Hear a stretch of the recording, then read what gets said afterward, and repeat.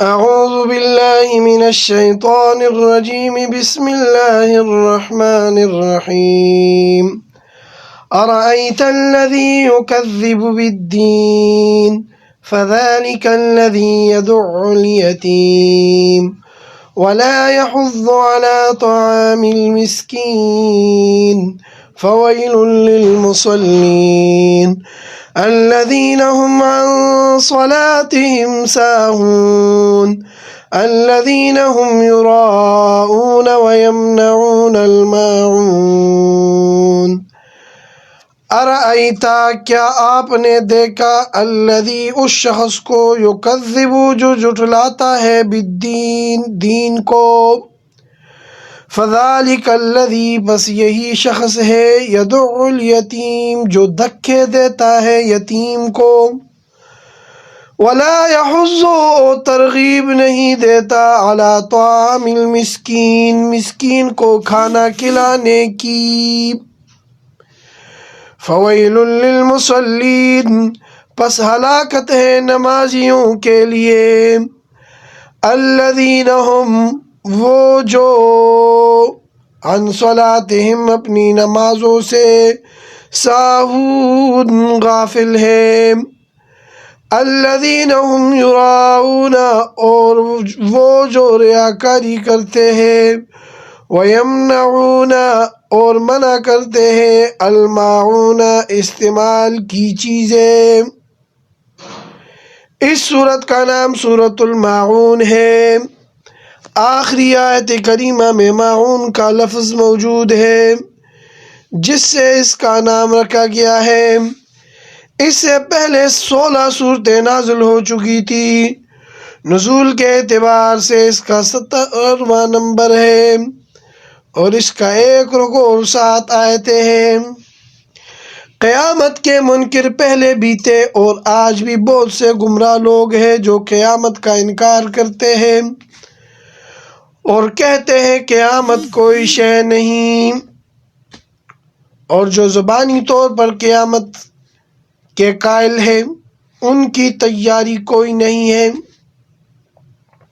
یہ دنیا کے امتحانات آخرت کے مقابلے میں کیل کی حیثیت بھی نہیں رکھتے مگر ان کے لیے بڑی تیاری کرتے ہیں اور آخرت میں جو حقیقی اور سچا امتحان ہے اس کے لیے تیاری کرنے والے کتنے ہیں اصل تو تیاری آخرت کے امتحان کی ہونی چاہیے ایک آدمی نے آن حضرت صلی اللہ علیہ وسلم سے سوال کیا متی الساعہ حضرت یہ بتلائیے کہ قیامت کب آئے گی حضور صلی اللہ علیہ وسلم نے فرمایا ما اعددت لہا تو نے اس کے لیے کیا تیاری کی اس نے سر جھکا کر کہا حضرت صرف فرض نمازیں پڑھتا ہوں فرض روزے رکھتا ہوں نفلی نماز روزے کی توفیق نہیں ہے مگر اتنی بات ہے کہ احب اللہ و رسولہ اللہ تعالیٰ کے ساتھ اور اس کے رسول کے ساتھ محبت رکھتا ہوں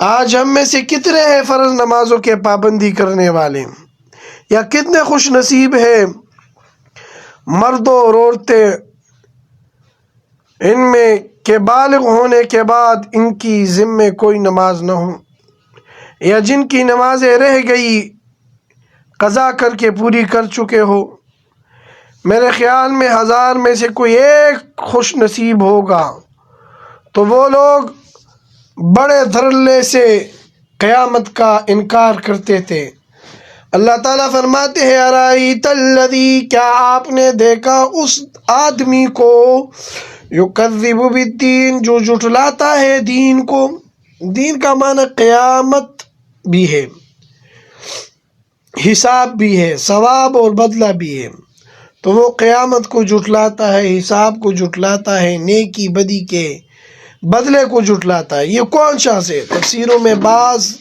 کے نام ذکر کیے گئے ہیں ولید بن ولید اور ولید بن مغیرہ یہ مشہور صحابی حضرت خالد بن ولید رضی اللہ عنہ کے والد ہیں یہ بڑا کھٹر قسم کا مشرک تھا اور بڑا منہ پھٹ اور بے لحاظ آدمی تھا اور بعض نے عاص بن وائل کا نام بتلایا ہے یہ مشہور صحابی حضرت عمر بن عاص رضی اللہ عنہ فاتح مصر کے والد ہیں اللہ تعالیٰ نے ان کی نسل سے ایسا آدمی پیدا فرمایا. حضرت خالد رضی اللہ تعالیٰ عنہ فاتح شام ہیں. حضرت عمر بن عاص فاتح مصر ہیں. والد دونوں کے سخت قسم کے کافر اور مشرک ہیں. حضور صلی اللہ علیہ وسلم جب قیامت کا ذکر فرماتے تو کہتے لا کہاں رکھی ہے، قیامت کہاں چھپا رکھی ہے. کہتے ہو مردے زندہ ہو گئے، ہمارے ساتھ قبرستان چلو اور کسی مردے کو زندہ کر کے دکھاؤ. اللہ تعالیٰ نے کافروں کی فرمائش باتوں کو پورا نہیں کیا. رب قادر تھا، وہ سب مردوں کو زندہ کر سکتا تھا، لیکن نہیں کیا. اس میں حکمت تھی. فرمایا فَذَلِكَ الَّذِي يَدْعُو الْيَتِيمَ، پس یہی شخص ہے جو دھکے دیتا ہے یتیم کو.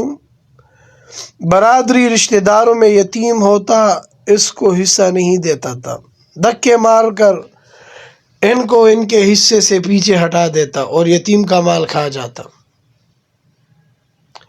حالانکہ یتیموں کے بارے میں اللہ تعالی نے حکم دیا ہے کہ ان کا خیال رکھو، برادری کے لوگ خیال رکھیں، محلے والے خیال رکھیں، اہل محلہ خیال رکھیں. جس قوم میں یتیم ہو اور وہ اس کا خیال نہ رکھے، محلے والے خیال نہ رکھے، اہل دیا خیال نہ رکھے، تو محلے اور دیہات والے لوگ رب تعالیٰ کی لعنت کے مستحق ہیں. ایک وقت تھا لوگ خود یتیم کو تلاش کرتے تھے کہ یتیم مسکین کہاں ہے. اس زمانے میں بیت المال کی طرف سے انتظام ہوتا تھا، غریبوں مسکینوں کے وظیفے مقرر ہوتے تھے اور مسلمان خود بھی خیال رکھتے تھے. حضرت عمر بن عبدالعزیز رحمہ اللہ کے دور خلافت میں ایسا وقت بھی آیا کہ زکوٰۃ دینے والا رات کو 2 رکعت نماز نفل پڑھ کر دعا کرتا تھا، اے پروردگار کل میں نے زکوٰۃ دینی ہے، مجھے کوئی زکوٰۃ کا مستحق مل جائے.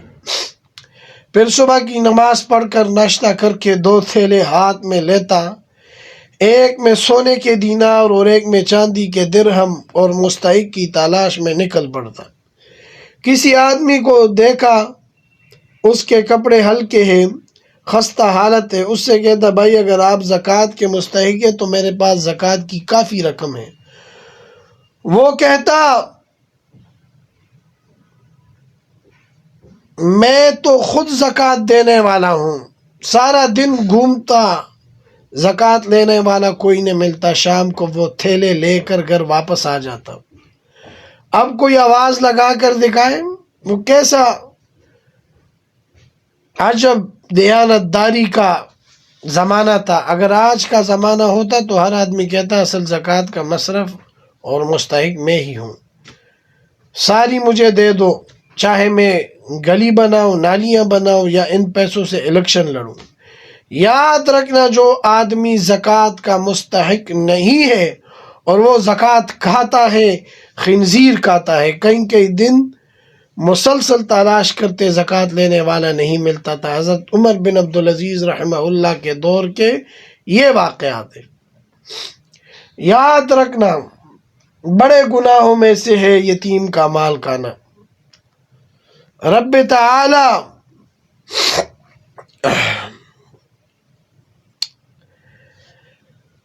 تعالی فرماتے ہیں ان الذین یأکلون اموال الیتامی ظلما انما یأکلون فی بطونہم نارا، بے شک وہ لوگ جو یتیموں کا مال زیادتی سے کھاتے ہیں، بے شک وہ لوگ اپنے پیٹوں میں آگ بھرتے ہیں. معاف رکھنا شاید کوئی ہم سے بچا ہوگا یتیم کا مال کھانے سے. سارے کمر باندھ کر کھاتے ہیں. یاد رکھنا آدمی جب فوت ہوتا ہے اور اس کی روح جسم سے پرواز کر جاتی ہے، سانس بند ہو جاتا ہے، تو اس کی وراثت فوراً خود بخود وارثوں کی طرف منتقل ہو جاتی ہے.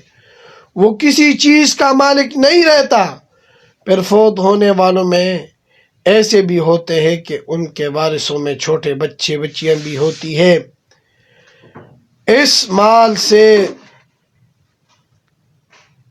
تیجا 7واں 10واں اور 40واں ہوتا ہے، وہ مال تو یتیموں کا ہے، مرنے والے کا تو مال نہیں رہا۔ اور فقہ کی کتابوں میں تصریح ہے کہ نابالغ لڑکا لڑکی کسی چیز کی اجازت دے تو ان کی اجازت کو شریعت قبول نہیں کرتی، کیونکہ وہ اجازت دینے کے مجاز نہیں ہے، تو ان یتیموں کے مال کو کھا رہے ہوتے ہیں، وہ حرام کھا رہے ہوتے ہیں۔ چاچا، مامے کا ہے، بابے کا ہے، مولوی کا ہے، پیر کا ہے، چودھری نمبردار کا ہے، سب نے حرام کھانا کھایا۔ سنت بدعت کا سوال تو بعد میں ہوگا کہ اگر وارثوں میں سے جو بالغ ہے وہ اپنے حصے میں سے تیجا 7واں وغیرہ کرے تو یہ دوسری شق ہے۔ دوسری طرف لگے گی کہ دنوں کی تعین کرنا ایصال ثواب کے لیے بدعت ہے۔ ناک کی خاطر صحیح العقیدہ لوگ بھی چلے جاتے ہیں کہ اگر نہ گیا تو ناراض ہوں گے۔ بھائی اگر ہمدردی ہے تو جنازے میں پہنچو، جنازے کے بعد تعزیت کرنی ہے تو کسی دن پہنچ جاؤ، ضروری ہے ان متعین دنوں میں جانا ضروری نہیں، اور تیجے اور 7ویں 5ویں ان کی تسلی ہوگی۔ یہ رسمیں لوگوں نے اتنی پختہ کی ہوئی ہے کہ خدا پناہ۔ امام اہل سنت حضرت سرفراز خان صفدر رحمۃ اللہ علیہ نے اپنی تفسیر ذخیرۃ الجنان میں فرماتے ہیں کہ قاضی محمد شفیع صاحب اللہ تعالیٰ ان کو زندگی بخشے، ان کے محلے کی بات ہے، رمضان المبارک کے مہینے میں دن دہاڑے تیجے کا کھانا پکا کر کھلایا گیا۔ کسی دیندار نے کہا بھئی اگر کھانا بیتا تو افطاری کے بعد کھلا دیتے۔ کہنے لگے شام کے بعد تو تیجا ختم ہو جاتا ہے، چوتھی تاریخ شروع ہو جائے گی کہ اسلامی تاریخ سورج کے غروب ہونے کے ساتھ ہی بدل جاتی ہے، وہ بھی چوتھا ہو جائے گا۔ اندازہ لگاؤ بدعت کے کتنے پکے ہیں۔ رمضان شریف میں دن دہاڑے کھلایا اور کھانے والوں نے کھایا۔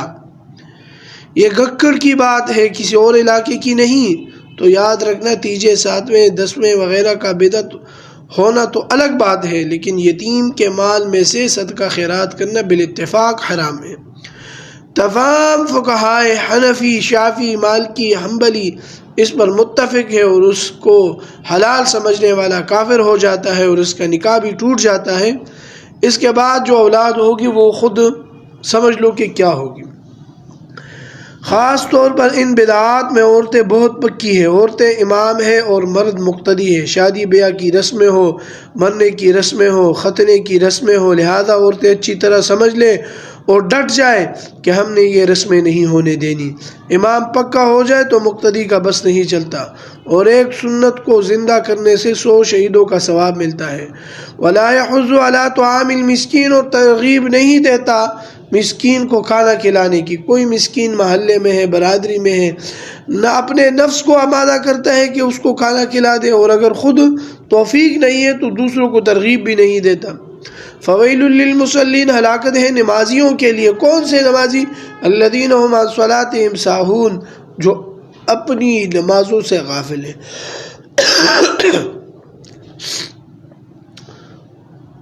بھولے ہوئے ہیں۔ اس سے معلوم ہوا کہ مکہ مکرمہ والے مشرکین بھی نمازیں پڑھتے تھے، اور انہی کی مذمت ہے، مومنوں کی مذمت نہیں، کیونکہ مکہ میں سارے مومن مخلص تھے، منافق ایک بھی نہ تھا۔ ہاں مدینے میں جا کر منافق ہوئے، اور یہ مکی صورت ہے، تو مصلیین سے مشرکین مراد ہے، نہ کہ مومنین۔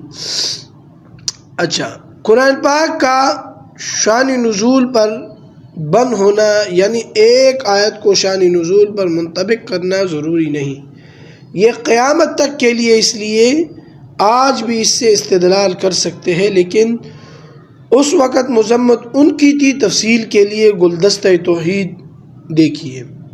حدیث پاک میں آتا ہے، حضرت صلی اللہ علیہ وسلم نے فرمایا اتقوا صلاۃ المنافق، اتقوا صلاۃ المنافق، اتقوا صلاۃ المنافق، منافق کی نماز سے بچو، منافق کی نماز سے بچو، منافق کی نماز سے بچو۔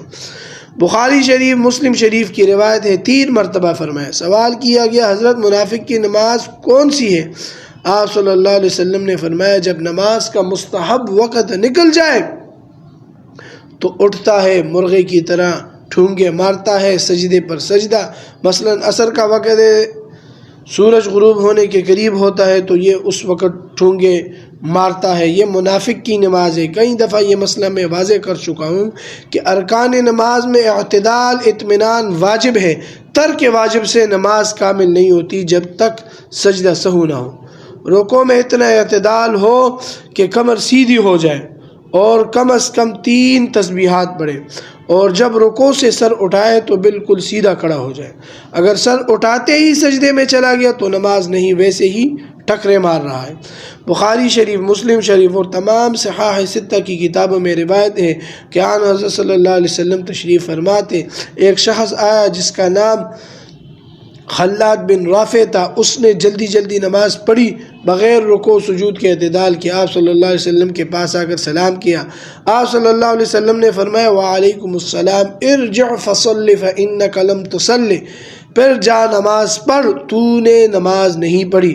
پھر اس نے اس طرح نماز پڑھی جس طرح پہلے پڑھی تھی، پھر آ کر سلام کیا۔ آپ صلی اللہ علیہ وسلم نے سلام کا جواب دیا اور فرمایا ارجع فصل فإنک لم تصلی، پھر جا کے نماز پڑھ، تو نے نہیں پڑھی۔ تیسری دفعہ پھر اس نے اس طرح کی نماز پڑھی جس طرح اس کو آتی تھی۔ آپ صلی اللہ علیہ وسلم نے فرمایا ارجع فصل فإنک لم تصلی، پھر جا کے نماز پڑھ، یہ تو نے جو نماز پڑھی ہے یہ کچھ نماز نہیں۔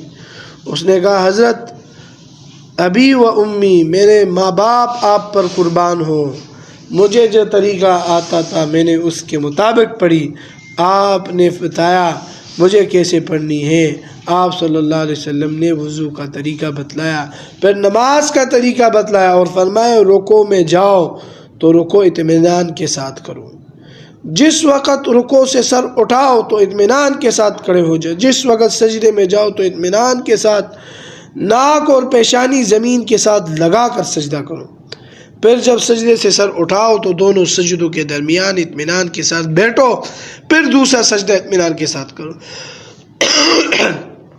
ہماری جو برائے نام نمازیں ہیں یہ ظاہری شرائط بھی پوری نہیں کرتی، اور جو باطنی شرائط ہے وہ تو بہت دور کی بات ہے کہ آپ صلی اللہ علیہ وسلم نے فرمایا ان تعبد اللہ کأنک تراہ، کہ تو اللہ تعالیٰ کی عبادت اس انداز سے کر کہ گویا اللہ تعالیٰ دیکھ رہا ہے۔ تو جو نمازیں شرائط کے ساتھ نہیں ہیں ایسی نمازیوں کے متعلق فرمایا ہلاکت ہے۔ نمازیوں کے لیے جو اپنی نمازوں سے غافل ہیں، ویل، جہنم میں ایک طبقے کا نام بھی ہے۔ حافظ ابن کثیر رحمۃ اللہ علیہ فرماتے ہیں کہ جو لوگ نمازوں میں کوتاہی کرتے ہیں وہ اس طبقے میں جائیں گے جس سے دوزخ کے باقی طبقے روزانہ 400 مرتبہ پناہ مانگتے ہیں۔ الذین هم یراؤون، اور وہ جو ریاکاری کرتے ہیں، دکھلاوا کرتے ہیں، اگر کسی نے دیکھ لیا تو پڑھ لیتے ہیں، اگر نہ دیکھا تو پرواہ نہیں، اگر کسی نے دیکھ لیا تو خوب سنور کر پڑھتے ہیں۔ پھر یہ نماز رب تعالیٰ کے لیے تو نہ ہوئی نا، جس کو دکھا رہے ہو اس کے لیے ہوئی۔ ایک صحابی نے رسول اللہ صلی اللہ علیہ وسلم سے سوال کیا کہ حضرت میں نماز پڑھ رہا ہوں رب تعالیٰ کی رضا کے لیے، اس دوران میں کوئی آدمی آ جاتا ہے، میرے دل میں خوشی پیدا ہوتی ہے کہ اچھی بات ہے کہ اس نے مجھے نماز میں دیکھ لیا، حضرت یہ ریاکاری میں تو داخل نہیں؟ آپ صلی اللہ علیہ وسلم نے فرمایا کہ نہیں، یہ ریا نہیں ہے، نیکی کرتے ہوئے خوشی محسوس کرنا ایمان کی علامت ہے۔ ریا تو تب ہو کہ لوگوں کو دکھانے کے لیے شروع کر لے۔ فرمایا وَيَمْنَعُونَ الْمَاعُونَ، کہتے ہیں گھر کے استعمال کی چیزوں کو، مثلا دیگچی، ہانڈی، چمچہ، پیلیاں، چائے دانی، اگر کوئی یہ چیزیں مانگتا ہے اس سے منع کرنا، نہ دینا بڑی خساست کی بات ہے، گناہ کی بات ہے۔ جب یہ چیزیں واپس مل سکتی ہے تو منع نہ کرو۔ ہاں، ایسے آدمی سے روکنے کی اجازت ہے جو لے کر واپس نہیں کرتا یا لے کر بے دردی کے ساتھ استعمال کرتا ہے، صحیح چیز لے گیا اور توڑ پھوڑ کر واپس کر دی، اس سے روک سکتے ہو، اور اس سے کہہ دو کہ بھائی تم صحیح چیز لے جاتے ہو اور توڑ پھوڑ کر واپس کرتے ہو، اس لیے ہم آپ کو نہیں دیں گے۔ یہ نہ کہو کہ گھر میں یہ چیز نہیں ہے، جھوٹ مت بولو، اور جو دیانتدار ہے اس سے استعمال کی چیزیں نہ روکو۔